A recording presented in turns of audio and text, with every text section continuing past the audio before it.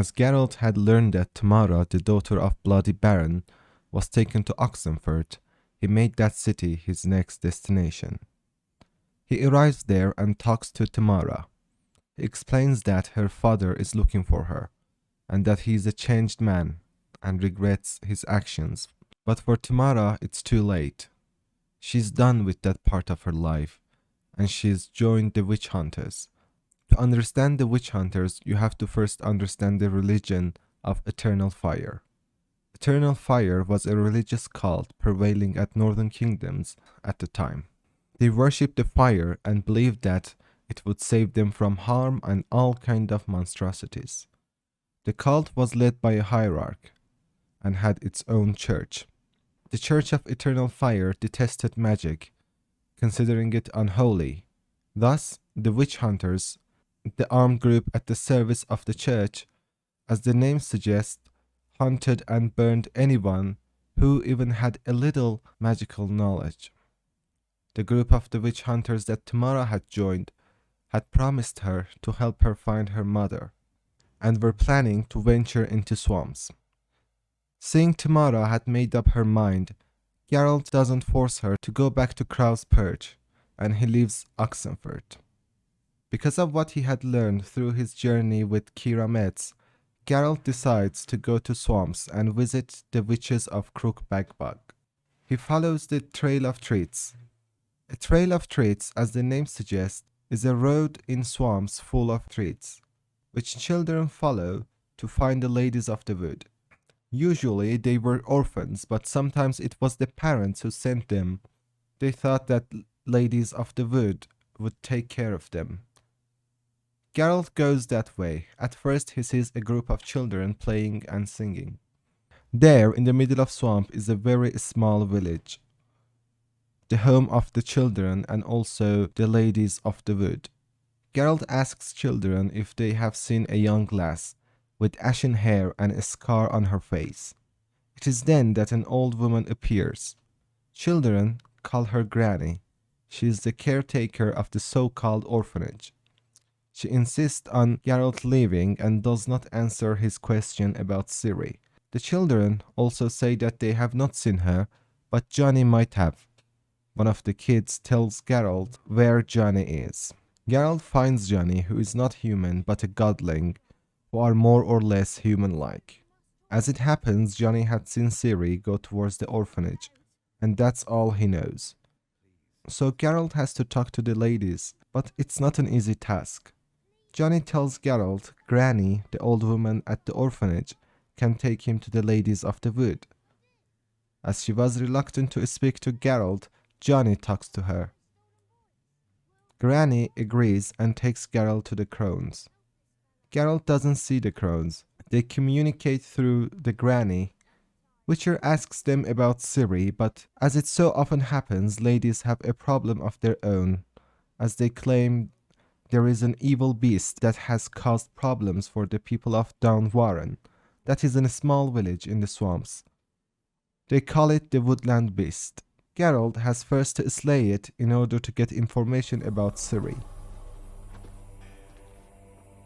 Johnny's a good lad, though the ladies don't like him. No, foul creature, they say. Don't like him.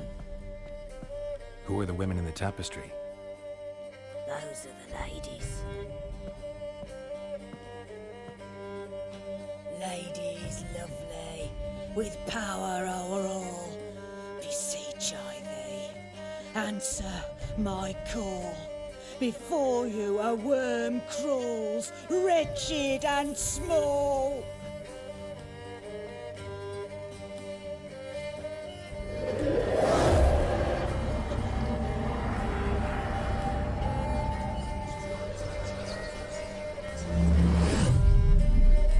How dare you disturb our rest, woman?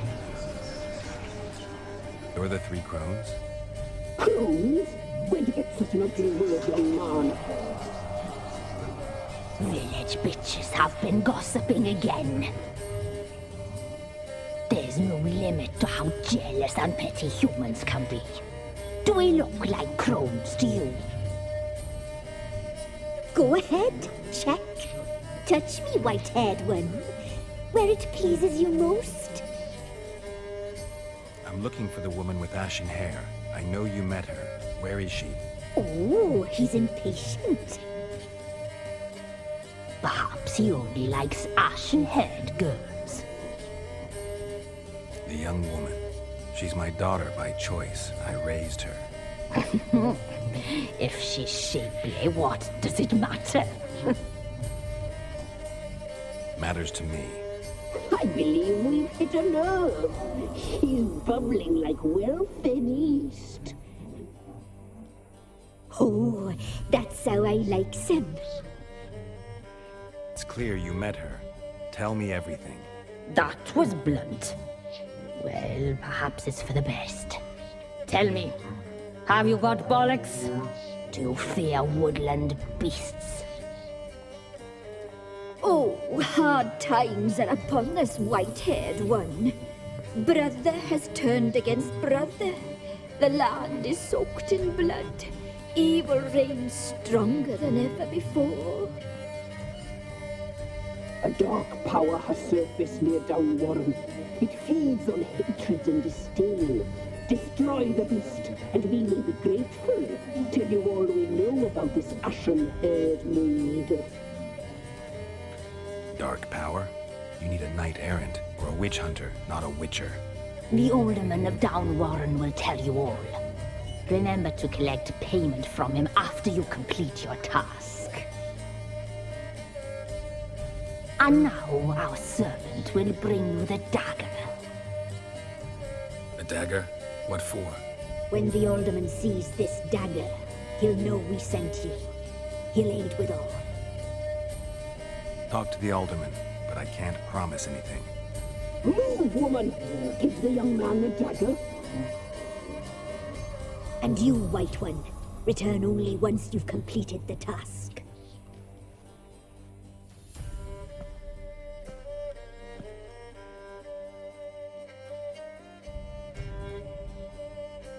Aye, mistress, right. On me way. Dagger. Gotta bring the dagger.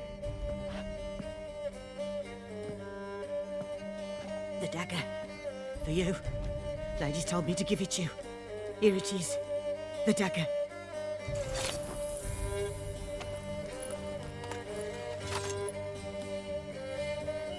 Place the alderman's payment on the stone. Stone bear. Stone shear. Stone nose, stone ears. He leaves to the downtrodden and talks to the elderman. He has this to say. The war awoke ancient evil powers. Since then, people sleepwalk at night towards the whispering hillock, and they never come back. Geralt rides to Whispering Hillock. He sees a spirit trapped in hillock, and the spirit is none other than the mother of the crones. She claims that children of the orphanage are in danger and only she can help them. Geralt doesn't believe the evil spirit and kills it. Outside, he sees the alderman. Geralt tells him that the job is done and ladies of the wood asked for a payment. The alderman cuts out his ear and gives it to Geralt as payment for the crones. There's a saying that crones place these ears in different parts of swamp to hear everything. Oh, this evil. Went up the hill, took care of the problem. The details are my concern. Aye, truly said. I knows naught of such things anyway. The crones, or the ladies of the wood as you call them, said to remind you about payment. Take it you know what they want? Aye, I do. Give me the dagger. Be back soon.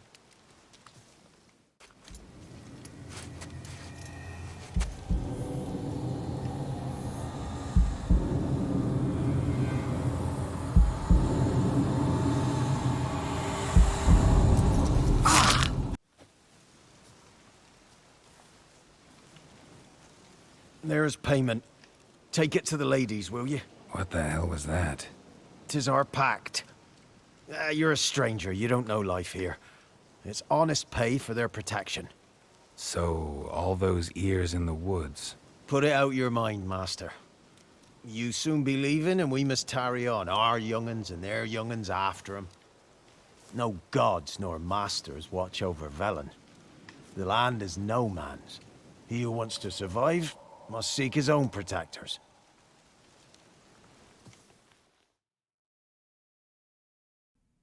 After getting the job done, Geralt goes back to the ladies, but sees no sign of children. It is indeed as Woodland Beast had said. The crones had eaten them. They themselves confess to that. It is the first time that Geralt sees them in flesh. One of the most hideous, disgusting, and ugly creatures ever. They order Granny to bring them the ear.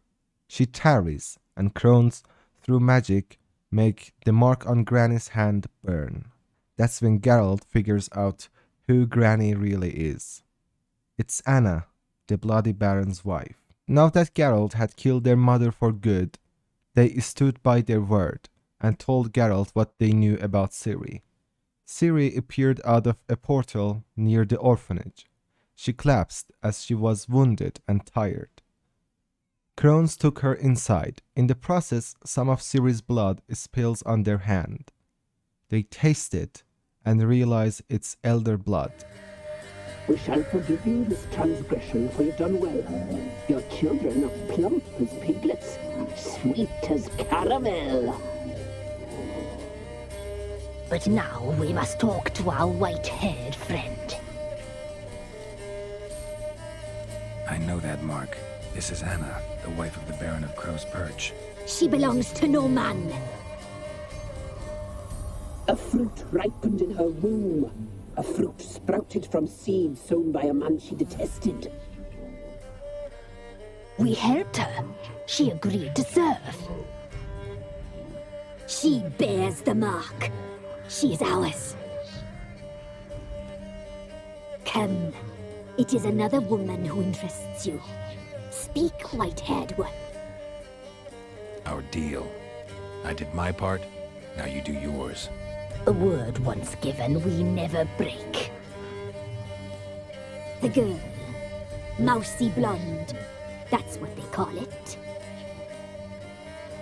Thin as a rail, terrified, exhausted. She could barely stand, the poor thing. We cared for her as best we could. Like she was our own daughter. Wasted affection. She proved a very naughty girl. Mischievous, stubborn, and selfish. I don't believe you. They say you always keep your word, so tell me everything, exactly as it happened. We shall tell you, brave boy. We knew someone special was alive. We read beast entrails, saw the omens. We would glimpse her likeness, a mirage in a puddle. She came from the lower swamp. We knew not at first it was her the omens had spoken of. A child of the elder blood, the soul seed that would burst into flame.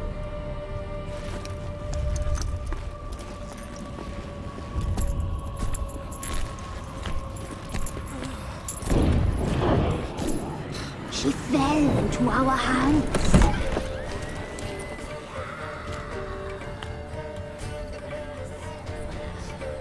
Elder blood! The blood of the traitress.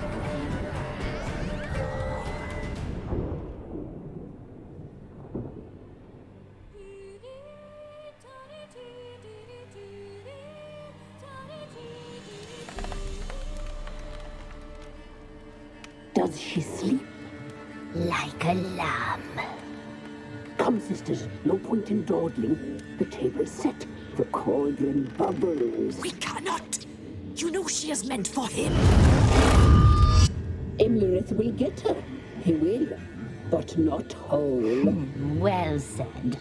We'll just have a sample. I'll take her feet. Lovely and plump. Perfect for a broth. I can taste it already. Very well. Get on with it!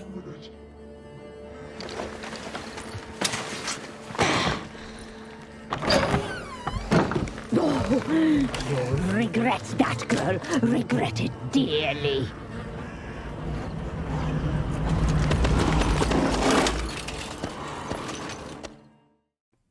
Elder blood is the blood of descendants of Lara Dorren, including Ciri, which has strong magical powers. Lara was a she-elf who fell in love with a human. Their union was frowned upon both by men and elves. Lara's blood, known as Elder blood because of its unique magical powers, is sought by many, especially those who have ill intent, to get access to its power. Anyhow, the plot thickens. Apparently, crones work with Imlerith, a general of Wild Hunt. Once they identify Ciri, they let Imlerith know they have her, but they want to eat part of her before giving her to Imlerith. It is when they are having a conversation about eating her that Ciri hears them and runs out of window. Geralt, angered by hearing what they wanted to do to his daughter, threatens to kill them once he has found Ciri. You tried to kill her. Can't forgive you for that. Waste of words. Our fates are bound true. But now is not the time for that to bear fruit.